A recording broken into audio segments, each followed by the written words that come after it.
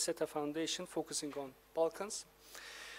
And today I'm extremely delighted to welcome you at this very special event, the closing ceremony or closing event of the third Balkan Think Tanks Convention, organized by SETA Foundation with financial support of Presidency for Turks abroad and related communities.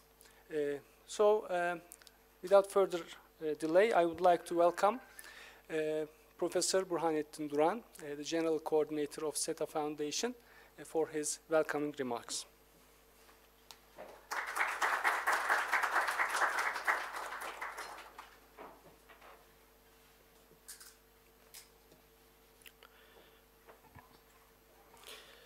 Honorable Deputy Minister, Mr. Kaymakcı, Honorable President of Presidency for Turks Abroad and Related Communities, Mr. Eren, dear guests and friends, thank you for taking the time to join our proceedings today.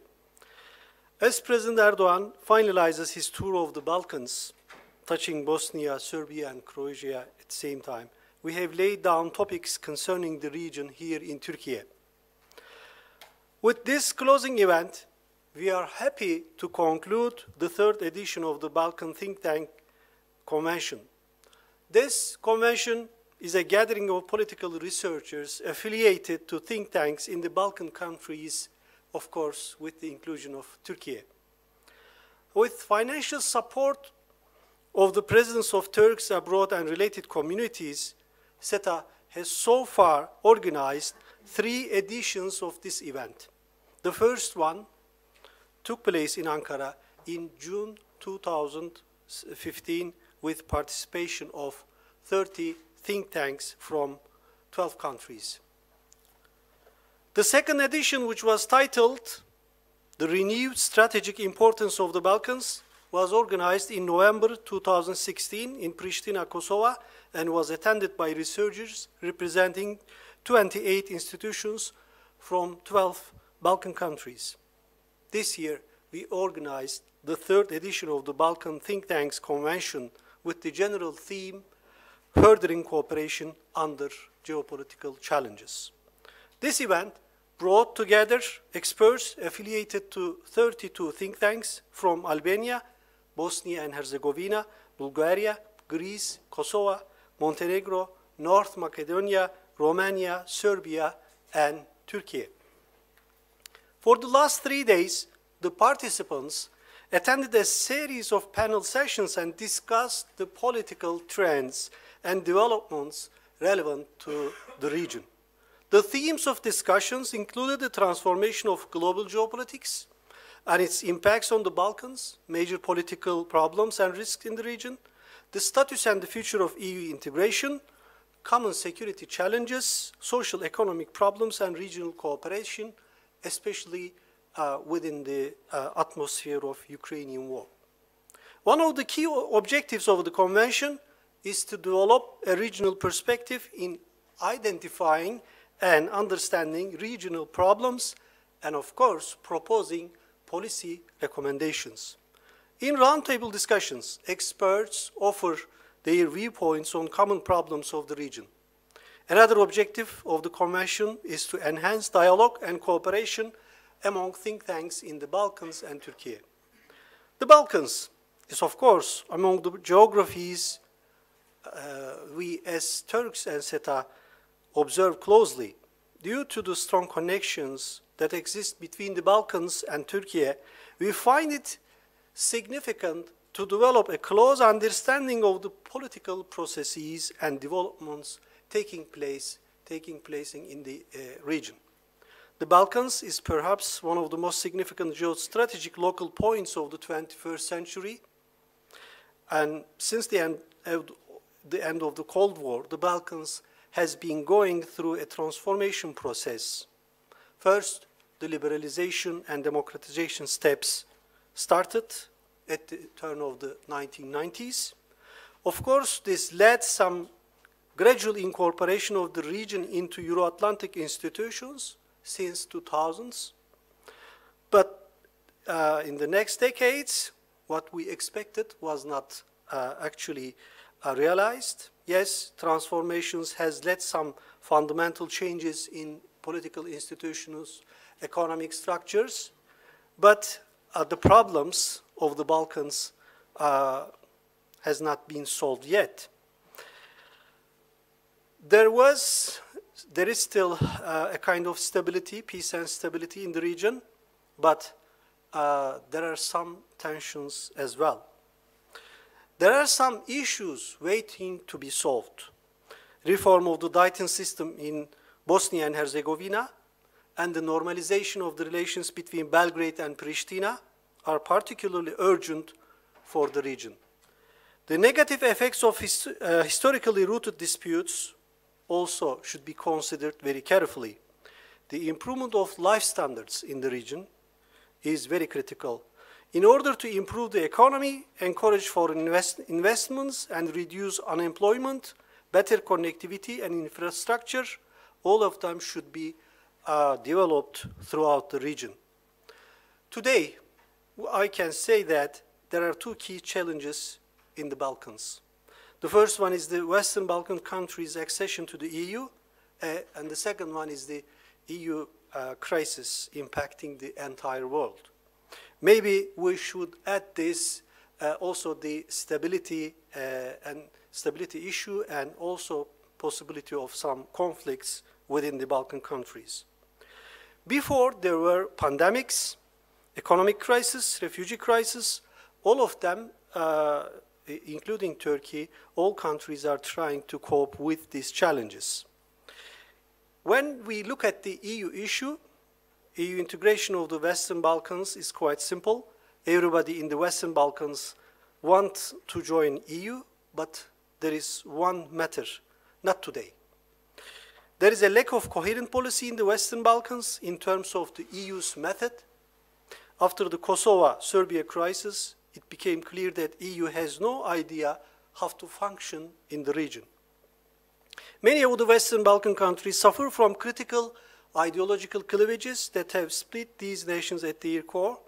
This allows some other non-regional countries to engage easily in the Balkans. Domestically, these countries will suffer from the side effects of a lack of energy and crisis taking place in the economy. Conflicts in various parts of the world have shown that crisis can grow at an unexpected speed. So we have to be careful about the tensions in the Balkans. Escalations of tensions in the Balkans, where the memories of conflict are still fresh, can create serious risks both at the regional and global level. So there is no place for adventurism or revisionism. International actors should also act responsibly in order not to deepen the existing rivalries. Turkey has employed a unique approach to the Balkans, one grounded in the historical responsibility, Euro-Atlantic cohesion, and Turkey's very particular connection to the region. A stable, peaceful, and prosperous Balkans is extremely important for the security and well-being of Turkey. Turkey is already coping with several challenges such as terrorism and irregular migration. These challenges are coupled with the conflicts in Syria, Iraq, Libya, and Yemen. But finally, the outbreak of war in Ukraine has not only created another security risk, but also brought about new questions about energy and food security to the world, of course, including the Balkans. Within this fragile and uncertain environment, Turkey is expending a huge effort to protect its interests and contribute to diplomatic resolution of disputes. The continuation of peace and stability in the Balkans has favored the deepening of relations between Turkey and the region, of course, to the benefits of all parties involved. Turkey has adopted a balanced approach and promoted cooperation based on rationality and mutual interests.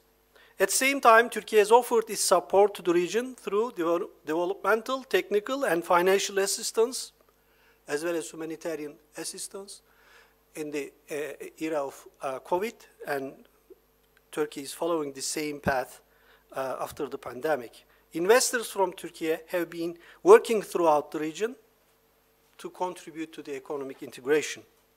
During political tensions, Turkish diplomats and statesmen have done their best to encourage the parties to dialogue and understanding. I was also a part of the official delegation that Turkey's President Recep Tayyip Erdogan made a tour to the Balkans, 3 countries, and he will continue this tour in the next month. So I already saw how stabilizing Turkey is in the Balkans, of course, with the astonishing contribution of Erdogan's leadership in the region. So Turkey acts as a stabilizing power and contributes in terms of security, peace, and economic integration to the region. To conclude, let me make these last comments. As the leading think tank in Turkey, we are pleased to offer our contribution to dialogue and cooperation between Balkans and Turkish think tanks. Having hosted Balkan Think Tanks Convention for the 3rd time, we hope to organize future editions of this event on a regular basis. I hope our guests from the Balkans have enjoyed their stay in Ankara. As the General Coordinator of SETA, I'd like to state that we are willing to continue our cooperation with Balkan think tanks in the future. Thank you.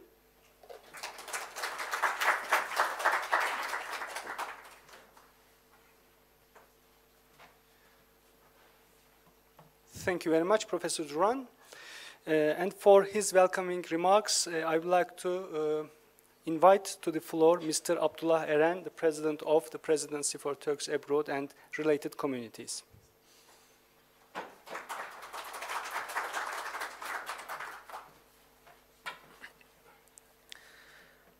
Honorable Deputy Minister of Foreign Affairs, Mr. Faruk Kaymakcı, Honorable General Coordinator of SETA, Burhanettin Duran, distinguished participants, dear professors and friends from the Balkans, I would like to welcome you all and thank for your participation in the program.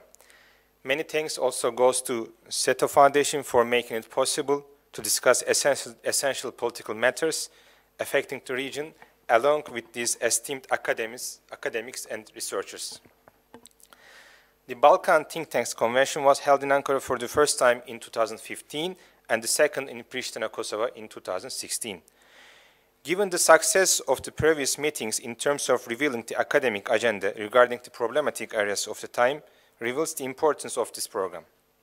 The security, energy, migration, and bilateral and multilateral relations in the region are part of the topics discussed in this year's meetings. This convention proves to be highly beneficial in terms of profoundly analyzing the Balkans, its politics, and opportunities and challenges. We hope that it will also enable researchers and intellectuals to establish a strong network. As you all know, the modern Turkish Republic, Türkiye Republic, is the heir to the Ottoman Empire, which ruled the Balkans for almost 6 centuries. Turks and the Balkan states have established a good relationship when hundreds of thousands of Turks settled in the Balkans. Continuous contact between the 2 communities occurred to such an extent that it became impossible to distinguish where one culture begins and the other ends. Centuries of coexistence produce a common heritage, and these complex yet strong ties that come from our shared history led to deep economic and cultural contacts in the modern world. On the other hand, we are well aware of the crisis that emerged in the region after the end of Ottoman peace and the pain the crisis caused. After centuries of tolerance, justice, and bliss, the Balkan people suffered a period of persecution and genocide. Today, we still mourn those who lost their lives in this disgraceful era of history. During the 1990s, the Balkan region witnessed numerous political, social, and economic changes. This gave a new impetus to Turkey's fundamental Balkan policy. We undertook various initiatives on establishing far-reaching political relations with newly created states, as well as took an active role in crisis management and mediation in the region.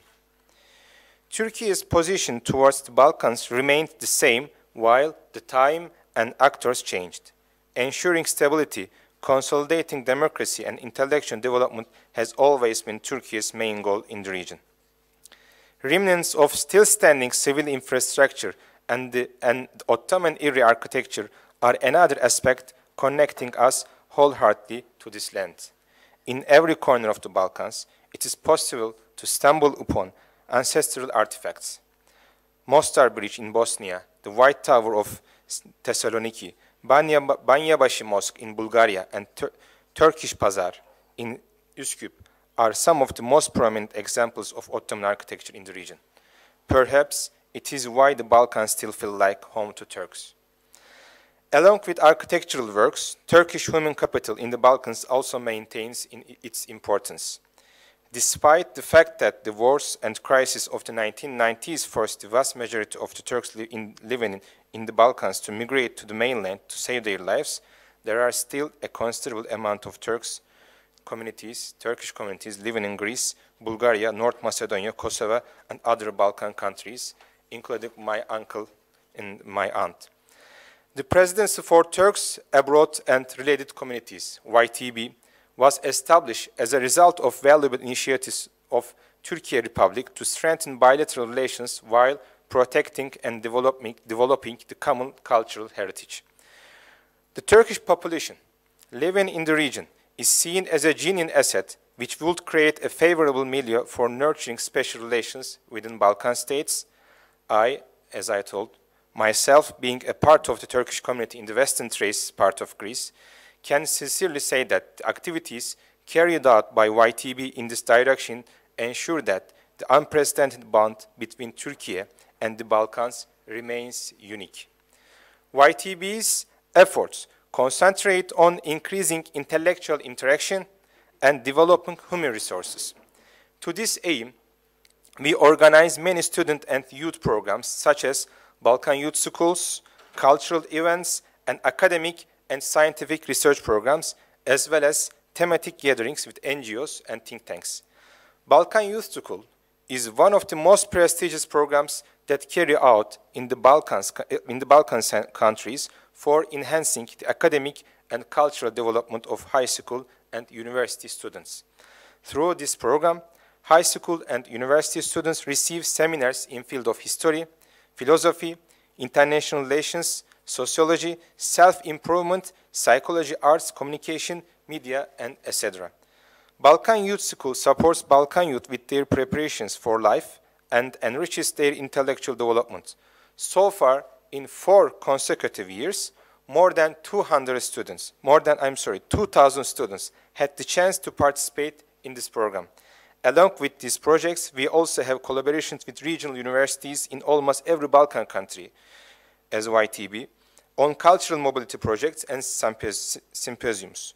Efforts are being made to strengthen the cultural, historical, and linguistic closeness between the region and Turkey. In the early parts of my speech, I refer to the common cultural heritage that Turkey and Balkan people share. We believe that internationalization and cultural values depends preservation and dissemination of literary and linguistic heritage. In this direction, we have recently held International Academy of Young Writers programs. 65 young writers attended seminars, workshops in the fields of poetry, story, essay writing, and translation. The outcome of the program is a fresh literary journal called Bağlar, which means bonds. We will provide a long-term support to this journal to be a literary platform for young writers. As you know, YTB is also responsible for Türkiye Scholarship Program, which is one of the most comprehensive scholarship programs in the world. Between 1992 and 2022, 13,300 students from the Balkans were awarded with scholarship at different levels. The total number of applications received from the Balkans in 2022, this year, within the scope of Türkiye Scholarship Program is 1,884. In 2022, 396 students were awarded with scholarship. We have 10,313 alumni, along with 5 alumni associations in 5 Balkan countries, namely Albania, Bosnia and Herzegovina, Montenegro, Kosovo, and Serbia. Through Türkiye Scholarship Program, Türkiye contributes to equal opportunity in education with its extensive academic program based on merit and success. Within the framework of this program, we take care of students' intellectual, social, and cultural needs. On other aspect, which makes Turkey scholarship special is that we maintain strong lines of communication with our students even after they graduate. We continue supporting our alumni with alumni awards, academic support programs, and many more projects. Turkey alumni are also well respected in terms of being Turkey's volunteer ambassadors in their home countries. Today, we have 150,000 alumni, while, as I said, 10,313 of them are from the Balkans. Turkey Scholarship provides a vast network for our alumni along with development business, commercial, economic, and political relations. Beyond developing bilateral relations, this network also plays a leading role in ensuring regional peace. Speaking of peace, unfortunately, there has been a general tendency towards instability in the world recently, as in the case of Ukraine, Taiwan, and other regions. This situation results in painful human losses, destruction of infrastructure, and disappearance of cultural heritage, threatening world peace. Turkey made its position clear by supporting democracy and peace at all costs, proactively taking part in the mediation and resolution process. Just as Turkey played a leading role in the resolution process through diplomatic attempts when international mechanisms were stuck during the political crisis in Bosnia and Herzegovina, today Turkish authorities brought the Ukrainian and Russian leaders together in solving the grain crisis for the sake of the world. I was in Bosnia-Herzegovina, Serbia, and Croatia this week. I came yesterday, accompanying our president on his visit.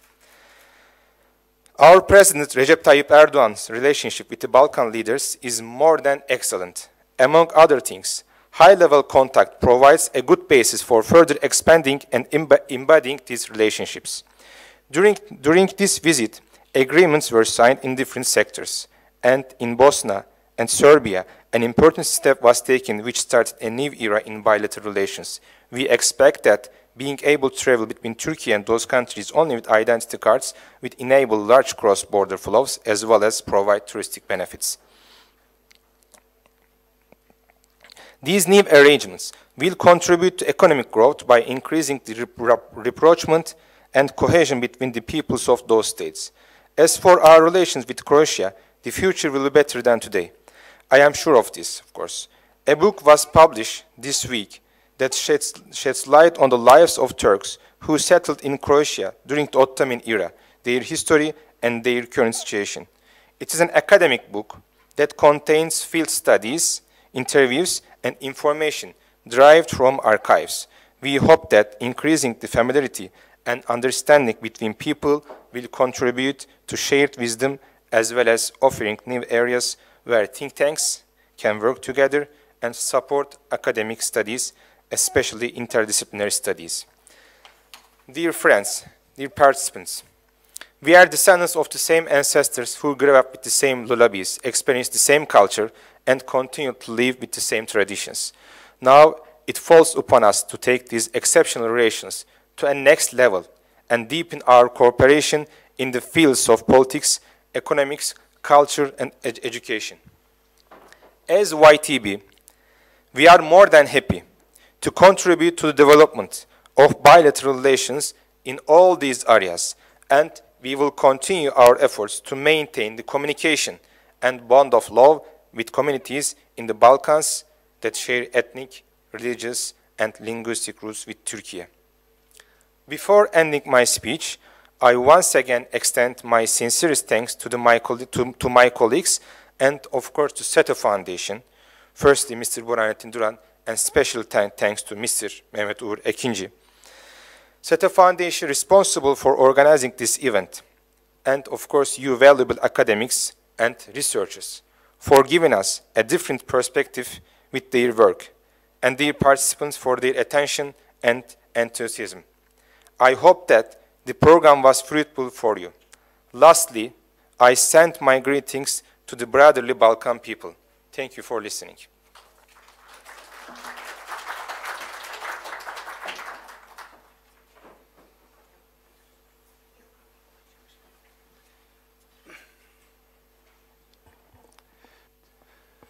Thank you very much, Mr. Abdullah Eren, for your addressing,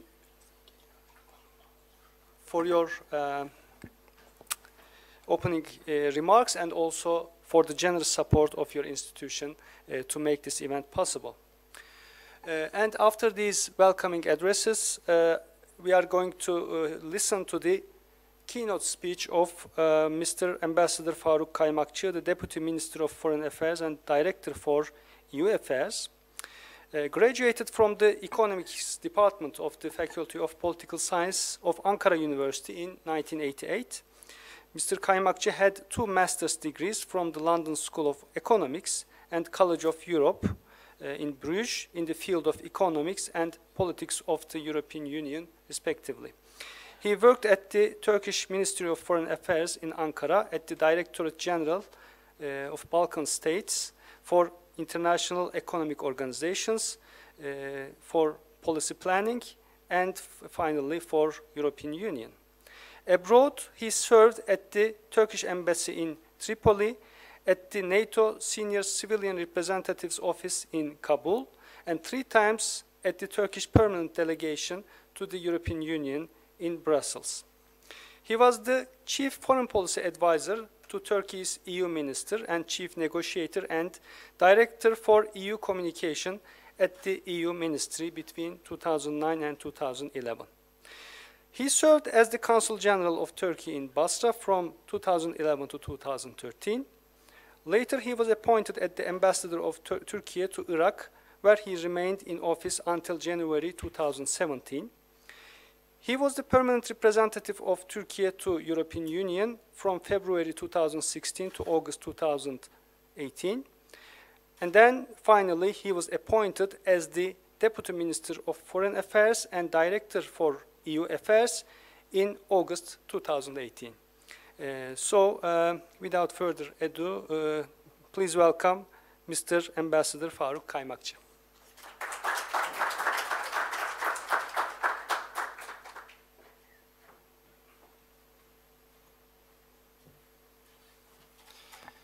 Thank you very much, Mehmet Bey. Dear Professor Burhanettin Duran, SETA General Coordinator, dear President of the Turks abroad and related communities. Beautiful name, but let's call it YTB. I think it is better to save time. And dear friends, dear researchers, dear students, I would like to greet all of you. I hope you are not too tired, because I'm told that I'm going to deliver a closing speech. I think you have been here for some days, some hours at least, and I hope it will not be too boring for you, you know, what I'm going to try to explain to you or to discuss with you. Yes, the Balkans. You know, the title is Turkish Foreign Policy and the Balkans.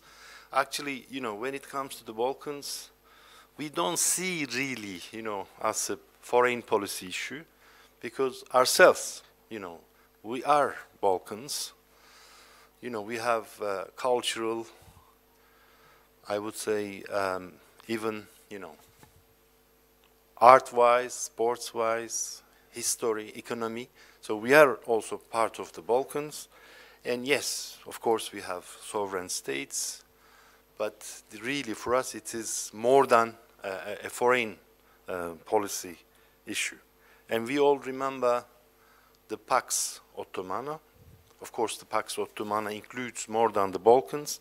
But when it comes to peace, welfare, and stability, usually in the rest of Europe, Pax Ottomana is taught when it comes to the Balkans. So, can we do it a Pax Europa? In my view, yes. But this Pax Europa should also include, you know, Turkey. I think if we, all the Balkan states, including Turkey, if we are in the EU altogether, I think we can create a Pax Europa, and this Pax Europa can become one of the, I would say, superpowers, or in the terms of the EU, a geopolitical actor. And I think this can be really useful for all of us, not only in Europe, but also in the rest of the world. So I mean, Professor Burhanettin Duran and Abdullah Bey explained how close our connections to the Balkans. I am not going to repeat what they told already. But again, we have Turks, Turkish communities, but also we have kins, you know, in different Balkan states. And also there are millions of citizens of Turkey of the Balkans origin. So I remember during my childhood, I used to go to an Arnavut bakkal. But I didn't know what Arnavut meant. But this guy was an Arnavut bakkal, and I didn't figure out until I became a diplomat. Because for me, he was one of us, but then I learned later on that he was, you know, immigrated from Albania to my hometown on the coast of the Black Sea in Kastamonu, Tosya.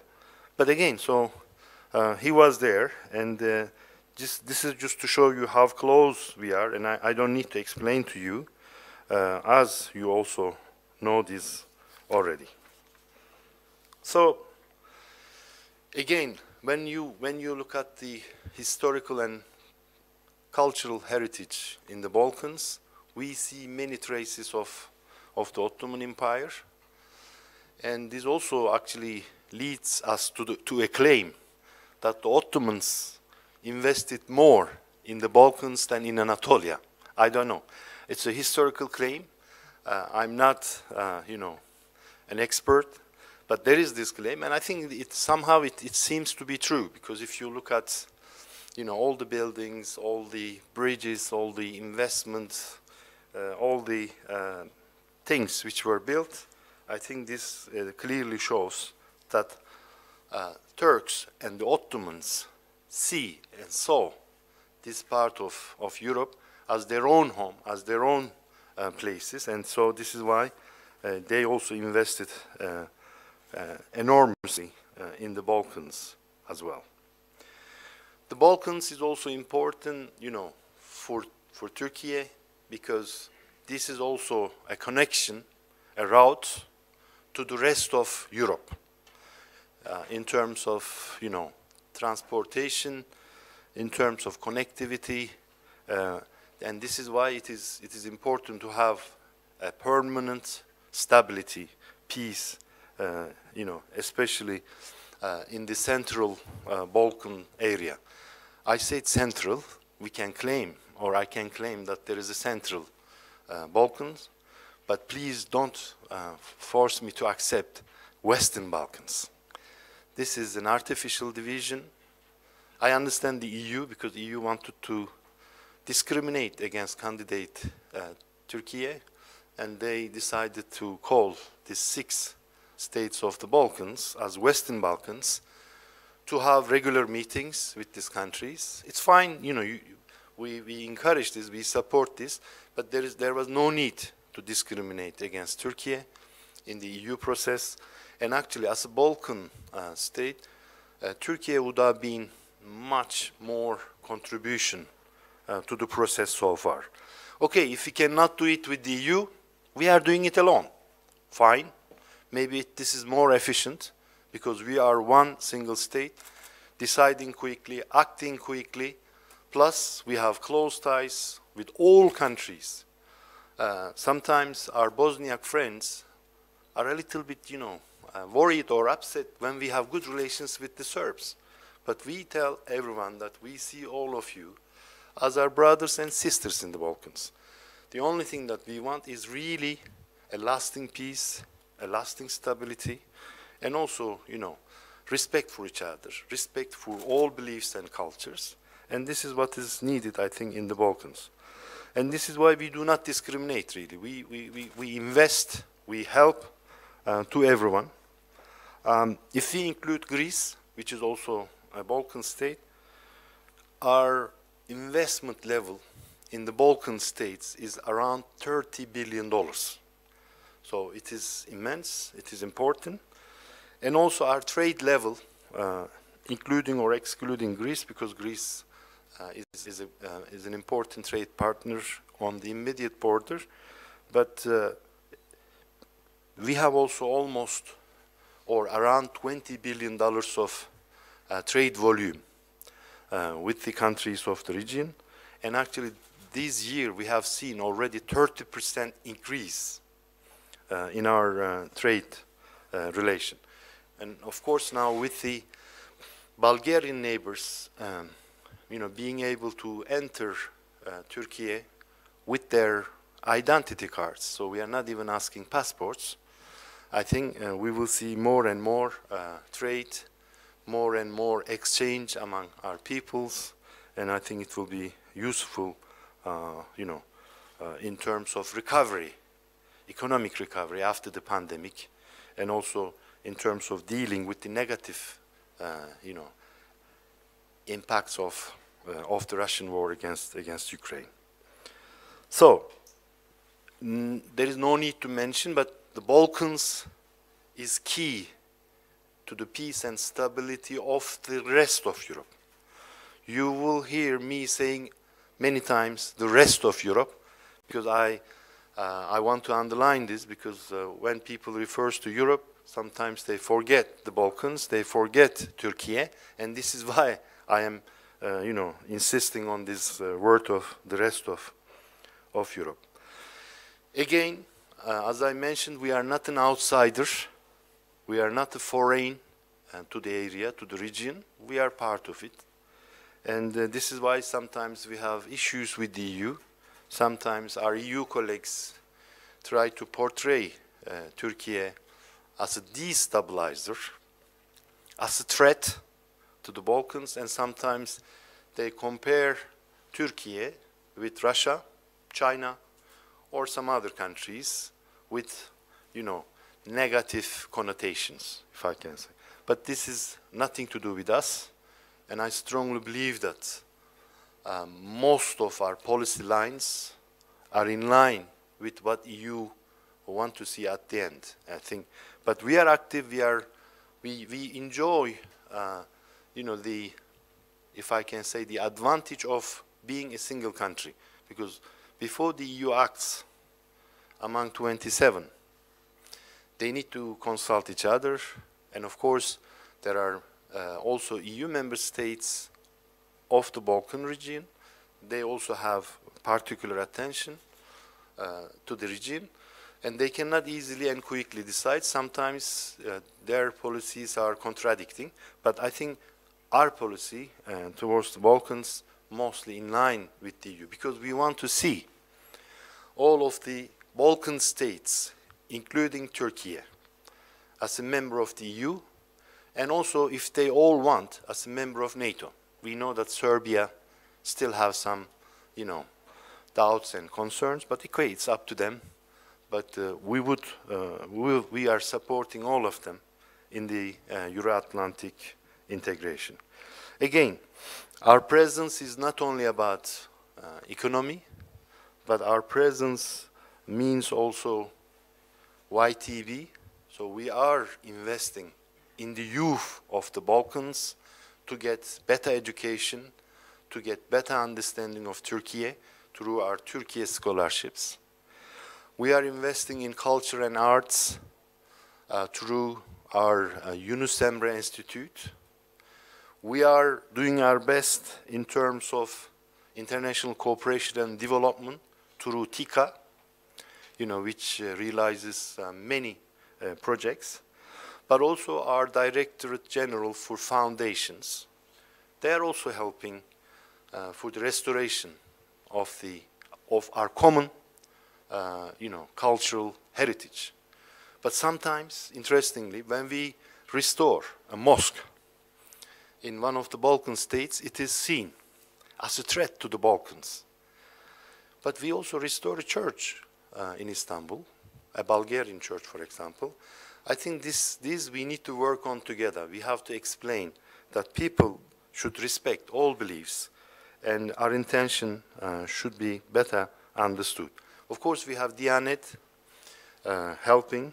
We have also TRT. I was happy to attend recently a meeting where TRT decided to have and also decided to be the voice of the Balkans. Now TRT will be able to broadcast, I think, in many languages of our countries from the Balkans, and I think it is important that we can communicate our messages from the Balkans to the rest of Europe or to the world.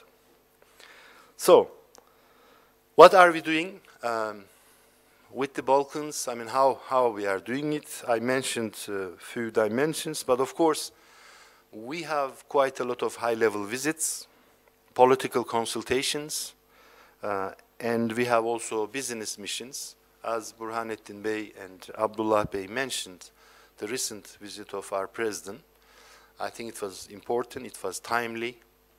Of course, this visit mostly focused on Bosnia-Herzegovina, but also a little bit the Serbia-Kosovo dialogue, because we want this dialogue to be successful and to lead to a compromise acceptable to both sides. So we have also some regional mechanisms that we are working together, to the interest of our countries. One is Southeast European Cooperation Process. Actually, recently we were in the presidency of this process. It is useful, it doesn't take strong decisions, but it is important to bring together the countries which do not even recognize each other sometimes, and also the issues that we cannot discuss otherwise. And of course, we have Regional Cooperation Council, which acts as the secretariat of the Southeast European cooperation process. And maybe you have heard, of Open Balkan Initiative, which was recently created by 2 countries in the region. And Turkey was also invited. And we believe that Turkey's contribution would be immense, because I think what we need in the Central Balkans, I think we need to focus on maybe trade, investment, and development. And I think if we can do this together, this will also accelerate the EU membership process of our countries, but especially the Central Balkan states. So, Black Sea economic cooperation is not directly linked to the Balkans, but still we have, some members which are also members of the Black Sea economic cooperation. But also, when we talk about the Balkans, we should also talk about the security in the Black Sea, and also blue economy, as well as the development. So this is also one of the mechanisms. As Turkey, we have also our own mechanisms. One is Turkey, Bosnia-Herzegovina, Serbia, mechanism. And then we have also Turkey, Bosnia-Herzegovina, Croatia mechanism, which regularly meet at the level of ministers, and sometimes we also have summits.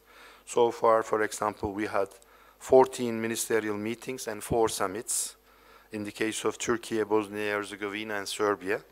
And in the case of Turkey, Bosnia-Herzegovina, and Croatia, we had 8 ministerial meetings. So these, I think, meetings are useful. We know that there are issues in Bosnia-Herzegovina which concerns all sides. So these trilateral meetings really help to ease the tension. I don't want to say even, but Mr. Dodik, for example, calls us, when there is a tension. And it is important that, President Erdogan, is called by Dodik, by Jaferovic, by Komšić, Čović, by leaders, other leaders. And it's important that we can contribute. And as Burhanettin Bey mentioned, recently, International Republican Institute found out that the most reputable foreign leader in the region is President Erdogan. So it is important that Turkish leadership, Turkish diplomacy, contributes to peace and stability. Recently, I had a meeting with with Special Representative Lajčák, you know, when we had some sort of impasse on the issue of electricity, for example, in the north of Kosovo. Then again, when we had, for example, this plate number issue and tension between Kosovo and Serbia, Minister Çavuşoğlu immediately called the sides, and we tried to ease the tension. And we are glad that, you know, it is helping and it is easing the tension, and hopefully it is leading to a compromise. The Balkans is the birthplace of the European Union. It's a big claim, no? No, but in 1934, someone from the Balkans, Mustafa Kemal Atatürk from Thessaloniki, in 1934, he for the first time, he mentioned the word, the European Union, in a press statement, saying that the Balkan states should come together and we should create a Balkan Union which should lead to the European Union. So it's an interesting idea. But today, unfortunately, the history tells us a different scenario. We have the EU, and the Balkans are trying to join the EU. But in the imagination of Atatürk, the Balkan Union would lead to the creation of the European Union one day. So this European Union is already there, and now we have most of our countries have accession relations with the EU. So when it comes to accession process, of course, as of today, we have 8 potential candidate and negotiating candidate countries out of Balkans, so 8 of them, and then we have Ukraine and Georgia, official candidates. Of course, they are not Balkans, but out of 10 potential candidate or negotiating candidate countries, 8 are from the Balkans, and I think it also sends a strong message to the EU that the accession process of the Balkans, including Turkey, cannot be delayed longer. I have a big claim. If Turkey had been a member of the EU years ago, I think this war against Ukraine would have been prevented, because, you know, I don't look at the Russian side. I don't know why they started this war. They might claim some arguments or they might say anything. But on our side, on the West, I think the lack of deterrence, lack of coordination and lack of unity between the EU and NATO, I think increased the appetite of Russia to start this war easily. For example, if Turkey had been a member of the EU, then NATO and EU would act as one. But today we cannot. Why? Because Greek Cypriots and also Greeks are blocking Turkey's membership to European Defense Agency and signing a security agreement with the EU. And of course, we are blocking access of the Greek Cypriots to NATO. And because of this problem, NATO and EU cannot cooperate. But this creates division in the West. It creates division within the EU. It creates division within NATO. And I think, and this is so important, that the enlargement of the European Union should be realized as quickly as possible. But is it that easy? No. We should also look at ourselves. And when I look at, for example, some of the Balkan states, I see that the situation is not that easy. I mean, in Bosnia-Herzegovina, we need to find a better mechanism of functioning. Imagine that today Bosnia-Herzegovina is a member of the EU. How would Bosnia-Herzegovina would function with the current, situation? So this is, for example, and also let's look at, for example, Montenegro or some other Balkan states. Almost every 1.5 years we have elections. Of course we should have elections, it is democracy, but we have to also ourselves prepare our countries for a more stable, as more stable democracies and as advanced democracies, because yes, we should blame the EU because EU is divided. EU doesn't have, always the necessary vision, always the necessary leadership, but also we have to do our own homework. And I sometimes feel, sorry, honestly speaking, for Serbia and Montenegro. They have everything, they can go fast, but why they are not going too fast? Because it is not like Turkey. In the case of Turkey, we have prejudices to overcome. We have some difficulties which result out of some, abuse of veto right. But for example, the other countries, they should go fast. This is also important. Okay, but today here we are the Balkans. We should not criticize ourselves too much. Let's criticize the EU more. But at least we have the small needle against us, now the big needle against the EU. So we want to see a strong EU with vision and leadership, with a strategy. We cannot just leave, the enlargement process to populism.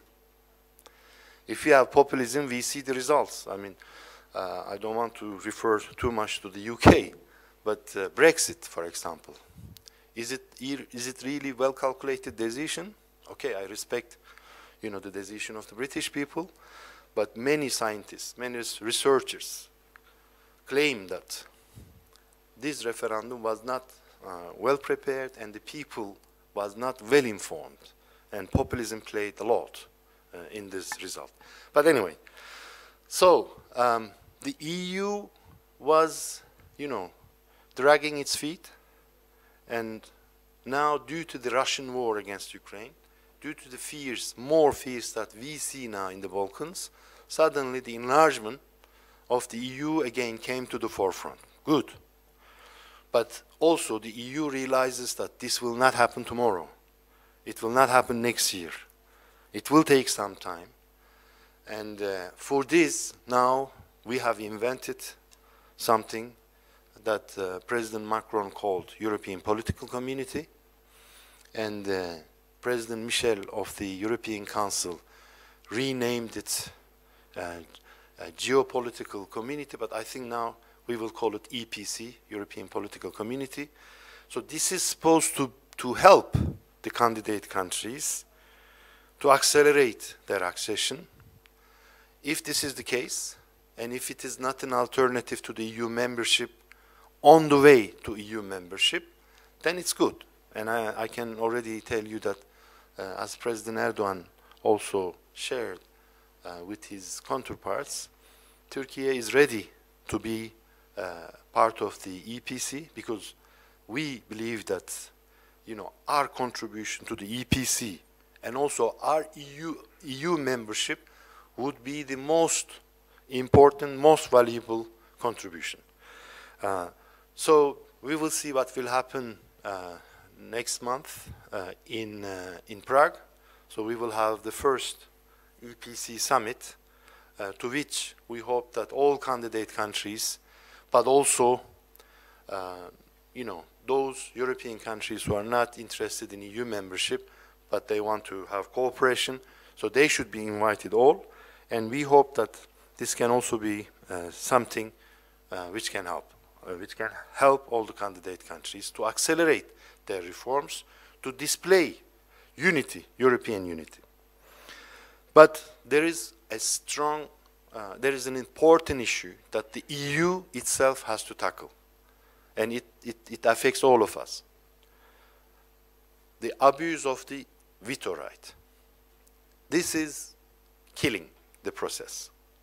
This is really causing the most important problem in the Balkans, because who can explain to me why we cannot negotiate with Northern Macedonia for the last 25 years? Flag issue, name issue, yes, settle it. between the parties, but why you are blocking the process? Why are we waiting 25 years? And what did we gain at the end? Did we solve any problem? So why Albania is, for example, waiting so many years to be declared a candidate country and now to start the accession negotiations? Why are we blocking, you know, as of today, but until recently, why we were blocking 18 chapters in Turkey's accession negotiations? What is the benefit of this, you know, to those who try to block it? Did we solve the Cyprus problem thanks to this blockage? Did we improve Turkey-Greece relations thanks to this blockage? No. It further complicated and it discouraged Turkey and other candidate countries on the way, you know, for reforms in terms of alignment with the EU acquis and the Copenhagen political criteria. So it doesn't help. It really weakens the EU's, I would say, influence, EU's transformative power in the candidate countries. But also, this is a lose-lose situation. Because if you do not cooperate, for example, with Turkey on security and defense, who's winning? If you do not cooperate with Turkey on energy security, who is winning? If you do not cooperate with Turkey on a better management of irregular migration, who is winning? If you do not work with Turkey, for example, on economic recovery, who is winning? Why are we blocking the update of the customs union, which is a win-win case? Thanks to the customs union, since 1996, we had a level of, you know, 2.3 trillion euros of trade volume, millions of jobs, millions of, you know, I would say, exchanges in banking, in transport, in aviation, in tourism, everything. But why are we blocking? But this blockage, does it solve anything? No. So this, I think, abuse of veto right complicate, you know, the bilateral problems further, and also it paralyzes the EU, and it will not help anyone.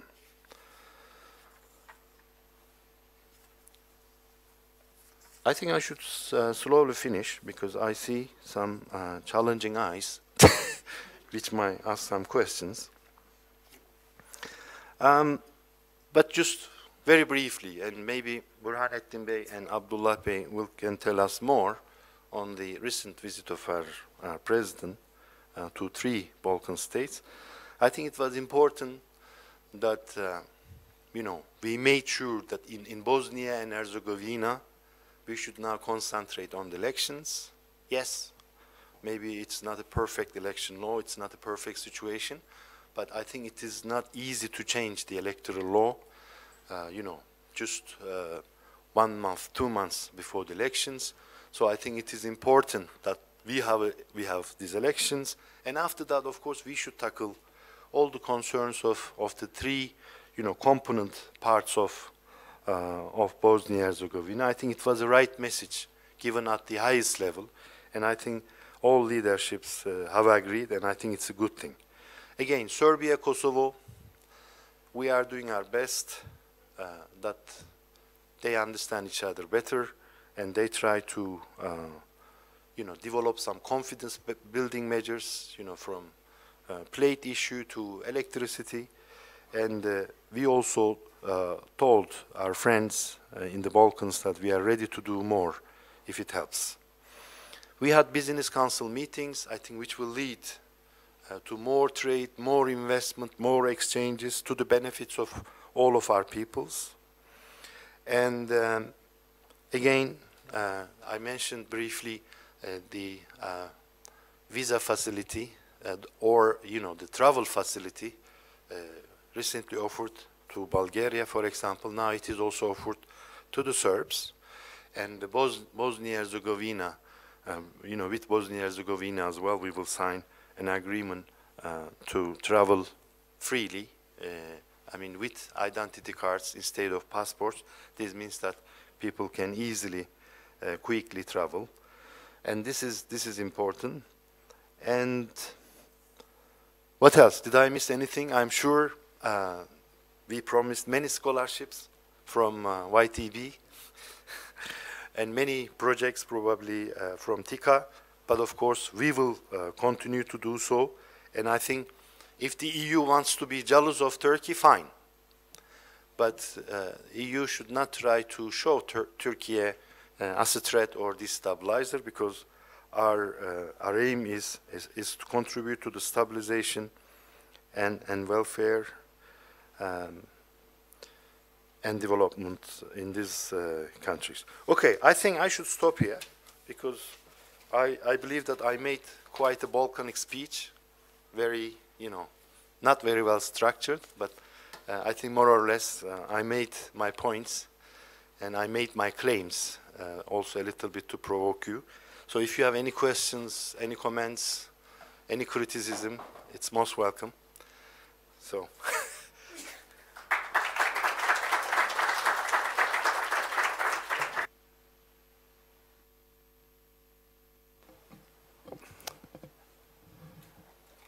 Thank you very much, Mr. Ambassador Kaymakcı, for this very rich keynote address. And now I would like to take questions from our guests. So we have a microphone over there. Who would like to ask a question can just raise their hands. And before the question, I would like you to introduce your name and affiliation, please. So everything was clear cut, no question. Or they are too tired and they want to leave. There's over there. Yeah.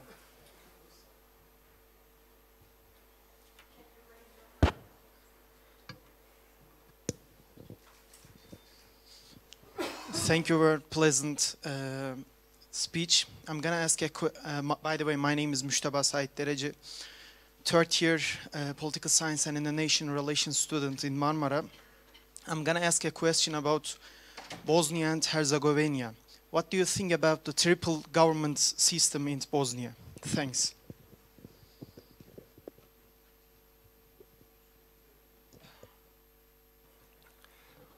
You know, in Bosnia-Herzegovina, you know, the current political structure was created following, you know, the war and intervention, but also after the negotiations that we had, you know, internationally, basically Dayton agreements. So, you know, of course, this, you know, trilateral system looks quite complicated, but probably it reflects, you know, all the concerns and realities of the country. This was just the beginning, so we are not saying that, you know, this should not be never discussed or questioned, but it has to be led and owned, you know, this, if necessary, this transformation process has to be led by the people and by the component, you know, parts of Bosnia-Herzegovina. So we know that we have too many, you know, levels of governance. So if you look at cantons, if you look at Bošnaks, Croats, you know, one entity, and you have Republika Srpska, it seems quite complicated, but it came out of need. It came out of some serious concerns which needed to be addressed, you know, during the Dayton negotiations. Today, of course, we have also a special representative in Bosnia-Herzegovina, but whatever, you know, whatever needed to be done, I think it has to be done by consensus. And we have to go step by step. Because otherwise, as we always usually say, it is like opening Pandora's box or creating a negative domino effect. So this is why it is important to go step by step and not to try to force, things, quickly, especially before the elections. So I am sure, the citizens of Bosnia-Herzegovina, the entities of Bosnia-Herzegovina altogether, they can create a better functioning system.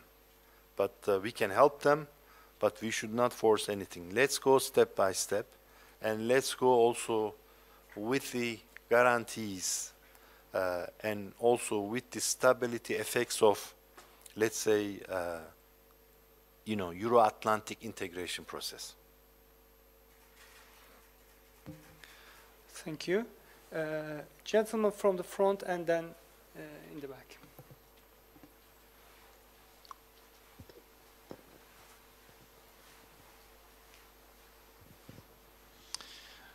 Thank you. I'm Slobodan Jankovic, Senior Research Fellow at the Institute of International Politics and Economics in Belgrade, Serbia. Thank you for your speech. And first I would like just to briefly address your reference to NATO in Serbia. Serbia is officially and deeply committed to military neutrality. And we have, according to all polls, unprecedented majority of Serbs, of our citizens, against joining NATO. So in that sense, there are no doubts. My question refers to one thing that you just tackled upon, the migrations. And we see in these days that slowly the Balkan route is active again, a little bit stronger than a year before. And of course, you have much more of refugees and migrants in your country, many, many more than they are in the Balkans. But how do you see evolution of this issue and possible effects on the Balkans? Thank you. Thank you very much. Again, for the first, part of your point, of course, it's up to the sovereign, Serbian nation to decide whether they want to be part of the EU or NATO. So I just said, what I said. So I have no comments. And also there are some EU member states who are not NATO member states, which claim to be neutral. So this is also a possibility. On the issue of migration, my friend, you are putting salt on our injury. You mentioned, of course, the Balkan road, but the migration doesn't start there. It doesn't start in Turkey. And we have to address this irregular migration as a strategy, not, through some transactional relations. So we have 18 March statement. 18 March statement is not only about migration, but one dimension out of 6 is, management of irregular migration. I think it was not bad. It is not the most comprehensive migration deal. It's not maybe the best, but it is the second best. Because in the conditions of 2015, when we had 7,000 illegal crossings from Turkey to the rest of Europe, but when we had thousands of people entering Turkey every day. So this is a huge issue. So we had this deal, and I think this deal is not too bad. If it had been implemented by the EU, I think we would have reached a better outcome today. So we gave 2 promises: prevention and one-to-one deal. In terms of prevention, from 7,000 to less than 70, 97% success immediately. Second issue, one-to-one deal. We readmitted around 2,000, 150 people. Greeks have returned. We have taken them all. In return, EU also taken some 34,000. This one-to-one deal, in terms of one-to-one commitment, we also fulfilled our commitment. But when it comes to the EU side, so there we have a problem. There we have also reflection of the problem in the Balkans and in the rest of Europe. First, one-to-one deal, as I said, EU kept its promise. EU received around 34,000 people, but this is nothing when we have 3.7 million Syrians in Turkey and also 500,000 other Asians and Africans. Not to mention, Pakistan, Afghanistan, Iraq, but also some from Africa. So we have not less than 4.2 million people who are under the temporary protection. So it's a huge number. But let's move. Second promise, 3 plus 3, 6 billion euros to the Syrians in Turkey. This promise has been only partly fulfilled. Now we have only 4.1 billion euros spent, but the mechanism is slow. The third promise by the EU is voluntary humanitarian admission scheme. So basically voluntary resettlement. I negotiated this scheme with the EU, with the European Commission, 2 years. We agreed on the text, but it was not put into practice. Some EU member states blocked. So this promise is not there. But one of the important elements of this migration deal was Turkey, member states and the EU would make joint efforts in northern Syria to create better living conditions and to enable safe returns. Article 9 of 18 March statement. There, EU did nothing. And the most important part of the migration deal is this. Because we cannot go forever for resettlement. Because the numbers will increase. Because of the pandemic, in the last 2-3 years, we are creating more and more unemployment. Our agriculture, sectors in different parts of the world are getting worse. And now, in addition to this, we have the climate change, which is causing more and more irregular migration. And in addition to this, we have the Russian war against Ukraine, and it comes in the form of, fertilizers, for example, grains, hunger, unemployment, inflation rates, higher, energy prices, and also, shrinking in our economies. Luckily, Turkey is growing, but most of the countries in Europe are shrinking. So this means that in the next 10 years, we will see, according to some international reports, not less than 100 million more refugees moving towards us, towards Turkey and the rest of Europe. So what do we need to do?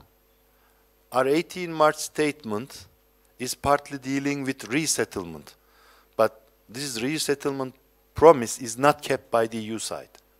So we have still 3.7 million. And then the second important dimension is safe, dignified, voluntary return. EU does not work with us, but we are working alone. Thanks to our interventions, these interventions, we needed to have these interventions because of the security threat, because of the PKK, PYD, YPG, attacks, and because of additional irregular migration towards Turkey, but also some other reasons. So we need to act. But thanks to these operations that we have had in the last three and a half years, 515,000 people, Syrians, went back to their countries from Turkey. And also, thanks to these operations, now local Syrian authorities are running their towns, and thanks to that, 550,000 internally displaced Syrians are able to go to their villages and to their homes. So this is why I underline the importance of safe, dignified, voluntary return. And we need to work on this. But of course, we have to go to the origins of the problem. And this is why we insisted when we had a summit between President Erdogan, von der Leyen and Michel in March 2020, that we should also work in source countries. If you do not go to Afghanistan, Afghanistan will come to you. I served in Afghanistan, and I know. I think if we help the Afghans, this doesn't mean that we recognize the Taliban, but we need to have some engagement. If we don't have this engagement, Afghanistan means, unfortunately, I mean, hunger and difficulties for the people, but for us, I mean, of course, for the Afghans, it means more complicated problems, but for us, it means irregular migration, it means narcotics, it means terrorism, so it means, instability. So this is why the EU and Turkey, if we talk about the 18 March statement, should work together, or international community should act to help, those countries where we have, a bigger wave of irregular migration, such as Afghanistan, such as northern Syria, such as Iraq, such as Libya, for example. I think we can do this. And also, instead of spending, for example, 650 euros in Berlin or Hamburg for a refugee, I think if we spend 50 euros in Kabul, in Helmand, I don't know, in northern Syria, this would help also these countries to keep their young people, to keep their brains in the country. Because we cannot just let, brain drain out of these countries. We need to help them. We need to engage with them. And I think this is a mid to long-term strategy that we have to work together. In Afghanistan, we have some serious engagement. Our NGOs are there. Our embassy is open. And even under the current conditions, our companies are running some of the dams to provide electricity to the Afghan people. And also we wanted to help with the airport, for example, which is also important for the development, normalization of Afghanistan. Thank you very much. Since we have very limited time left, Please, if you don't mind, I will take a few questions. I will go to a handball match at 7 o'clock. So today is Federation Super Cup and the champion of Turkish League and the second team. So if you like handball, you are also invited. And my match starts at 7 o'clock. Okay, then let's take 4 questions and then leave the floor to you. Your Excellency, I want to ask about the Turkish-Greek relations because there has been a statement of President Erdogan. And now there's a resonation from the Greek side. They drafted letters of complaint to EU and other organizations or states, as you may know. So when as an academic, I receive some questions from media or from students, mainly I have observed that there's a misunderstanding of Turkish arguments regarding Turkish-Greek relations. I want to ask, what is the main argument of Turkey regarding Turkish-Greek relations? Thank you very much. Thank you. It was, my question is related with the one. Could you Shall I wrap identify up? yourselves? Yeah. Ali Hüseyinoğlu, Vice Chair of Balkan Research Institute of Trakya University in Edirne. Thank you very much for your closing speech, Mr. Ambassador. My question is quite similar. How do you interpret the recent statements from both sides, increasing of the tension between the two countries? And what do you await for the very near future in Turkish-Greek relations? Thank you very much. Yes, please. Mr. Ambassador, my name is Astrid. I am from Kosovo. I know it's difficult to find a question that diplomats don't have a right answer always. But in any case, if I'm allowed, I'd have 2 questions. One is, given that Turkey is already a significant regional player, actor, with the clear foreign policy of expanding friendships to other countries that stretch quite far. What would EU bring to Turkey that you don't already have? And the second one is, you know, it's the belief, and it's, you know, what the analysis and research shows that, you know, Turkey has a good kind of relationship with the 6 Western Balkans countries, and it has a balanced kind of relationship. It's perceived sometimes as friends, sometimes as, well, depending on the times, on the dynamics. But what would Turkey do in this situation where it's clear that Russian malign influence is a big threat for Western Balkans, while you are offering yourself as an assistance to resolving disputes in Western Balkans, but at the same time, assistance into negotiations between Russia and Ukraine? Thank you.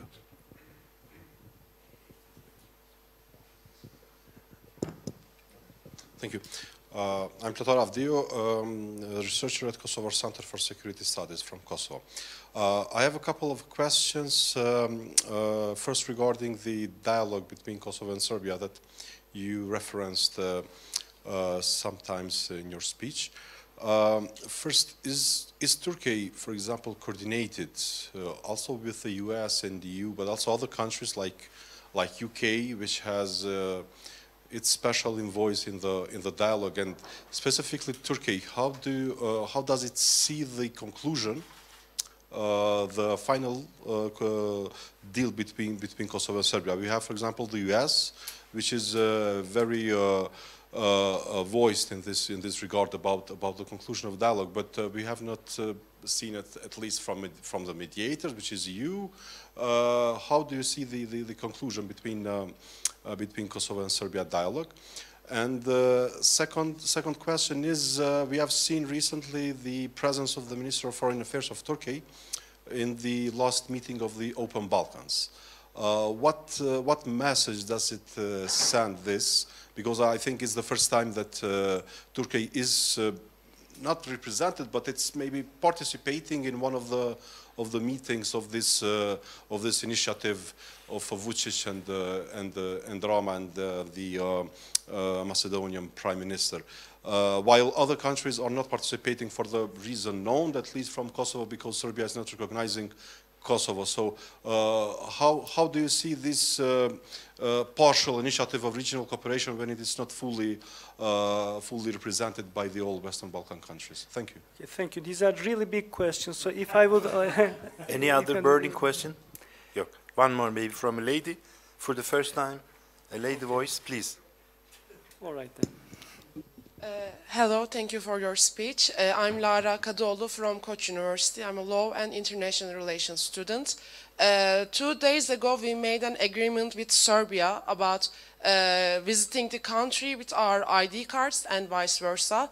So how should we interpret this agreement while we are struggling to get visas from any other country? Thank you. Okay, thank you very much for these questions. Let me start with the first question on Turkey-Greece relations. You know, of course, our history, you know, is complicated with Greece, but let's not forget that it was the Greek leader who proposed Atatürk for the Nobel Peace Prize. So if there is a will, I think there is a way. We have issues concerning the delimitation of the Aegean Sea, airspace, and also Turkish Muslims in Greece that Greece doesn't want to recognize as Turks. It happens that they speak Turkish somehow. So, but there are, you know, there are several issues. I'm not going to go into the details, but I will go to the philosophy of the problem and how I see it. You know, until 1980, we were able to manage. 81, we have, you know, Greece becoming member of the EU. And then we have only the Greek version of Turkey-Greece relations and Turkey-Europe relations. So basically, in the rest of Europe, there is some sort of, EU, so the Greek version of the events and of the questions. So this is a complicated one. And again, in the Turkish mind, there is no problem. For example, we did not mind Greece, coming back to the military wing of NATO when this was an issue.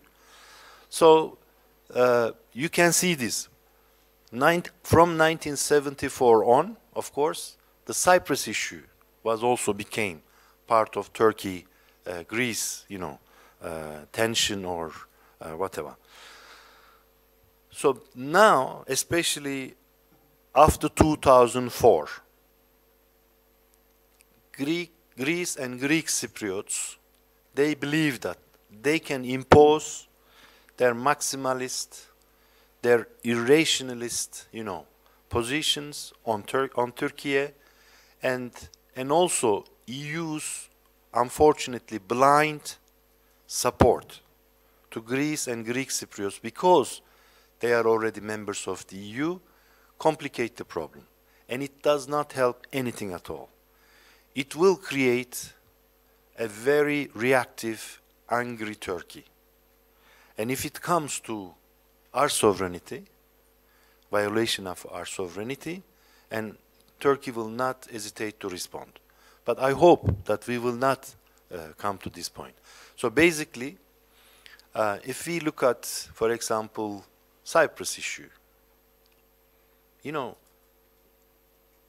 Greece calls that we are occupying, but we all know that the Republic of Cyprus was created in 1960 with 3 international agreements giving rights of intervention in case there is a problem, but also an international agreement, for example, of the Republic of Cyprus clearly indicates that Republic of Cyprus cannot become a member of any international organization to which Greece and Turkey are members. So all these things are violated. How? It happened in 2004, because in 2004, Greece did not mind blackmailing its veto right and saying that if you do not take the Greek Cypriots in the EU in 2004, I will block the membership of 9 other candidate countries. And EU was basically, blocked, and EU was hoping that we would find a solution to the Cyprus problem in the next 2-3 years, because we were so close with the Annan plan. And for example, our Greek Cypriot friends, talk about occupation, military presence. Again, our presence on the island of Cyprus is legal, based on international agreements, and this is for peace. Thanks to this presence, actually, there is no conflict between the communities. And let's not forget, in the Annan plan, for example, the number of troops, both by Greece and Turkey, was supposed to be reduced to 750 and 600, respectively.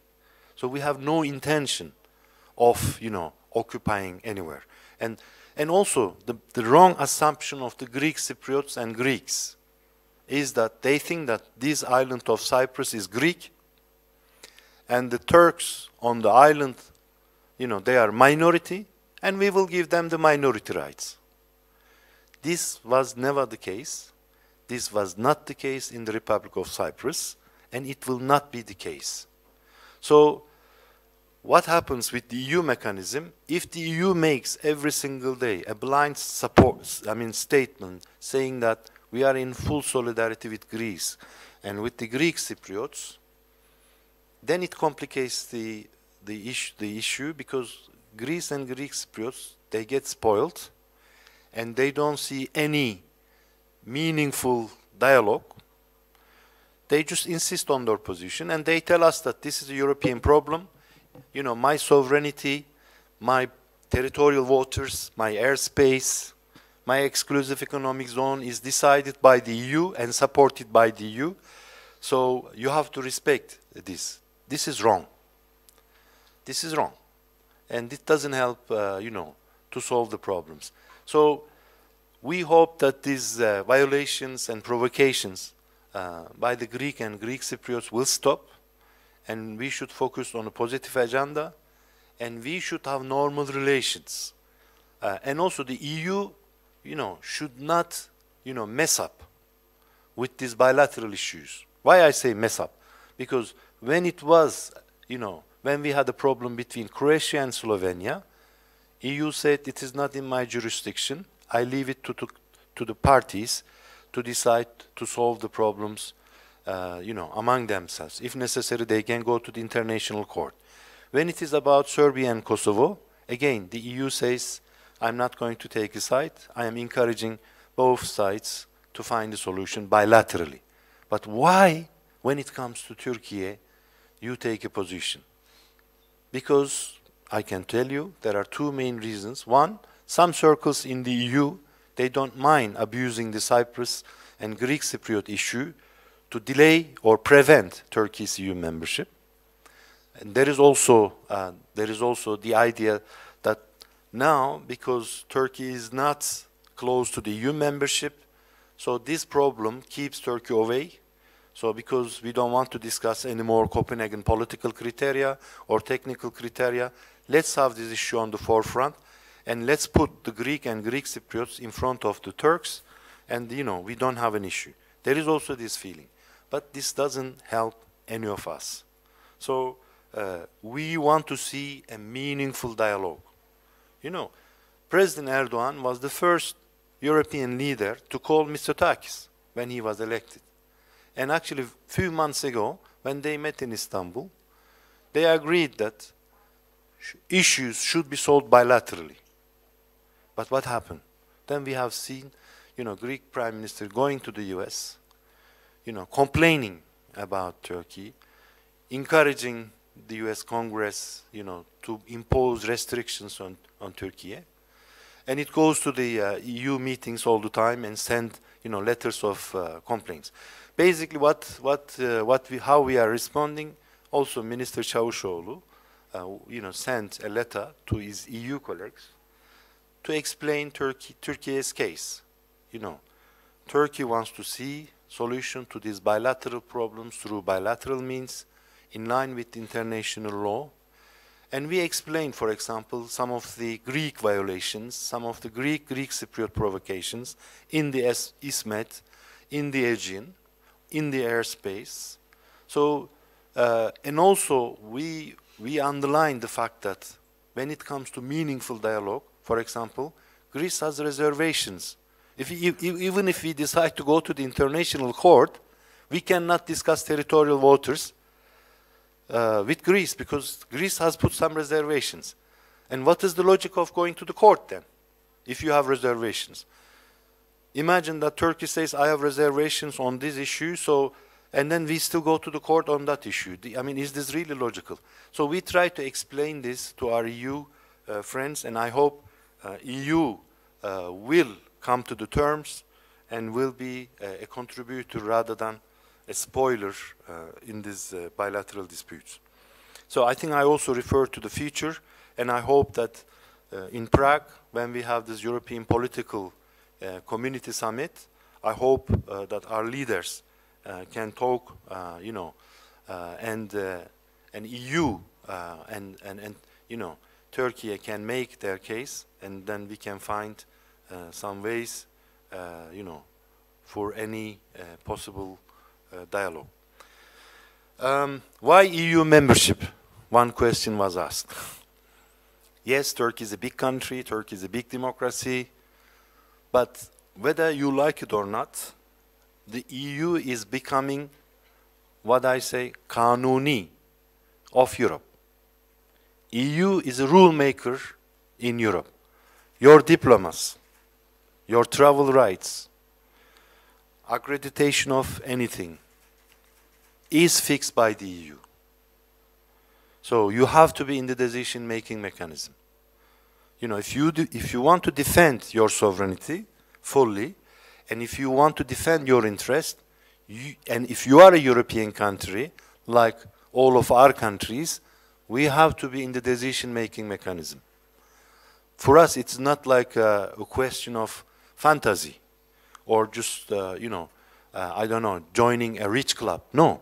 For us, first of all, is to be part of the decision-making mechanism. Secondly, we believe that in all lately joining countries in the EU, democracy is strengthened, rights and freedoms are strengthened, economies are stabilized, exchanges have increased. So it is useful. There is no country joining EU and losing out of EU membership. If you look at, for example, 2,000 countries, they have tripled, quadrupled their GDP. Now they can freely travel, they can freely invest, they can freely trade. And this is why I think EU membership is important. Balanced relations, yes, with all the Balkan states, yes. I mean, we need to have this, because otherwise things would be complicated. And also today we are also having some sort of balancing act between Russia and Ukraine. Honestly speaking, if you ask my personal wish, I would like to see Turkey already 10 years, 15 years ago in the EU, and today this war would have been even prevented. That would be the best, scenario. But today, reality is that Turkey is discriminated in the EU process, and unfortunately our Greek and Greek Cypriots and some others, like Austrians, for example, they narrow-mindedly marginalized Turkey from this process, and it has brought us to this situation in which Turkey is the West, Turkey is NATO, but still Turkey is one of the rare countries in Europe which can have better communication with Russia, at the same time strategic relation with Ukraine. So we are taking the advantage of this. I think it helps.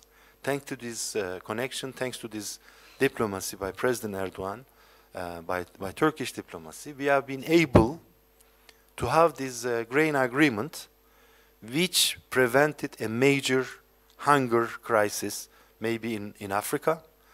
And also this is a critical threshold, because for the first time we have seen that Ukrainians and Russians, despite this brutal, unjust, condemned war by Turkey, despite the fact that two sides have agreed on one thing, which is a good indication for the future.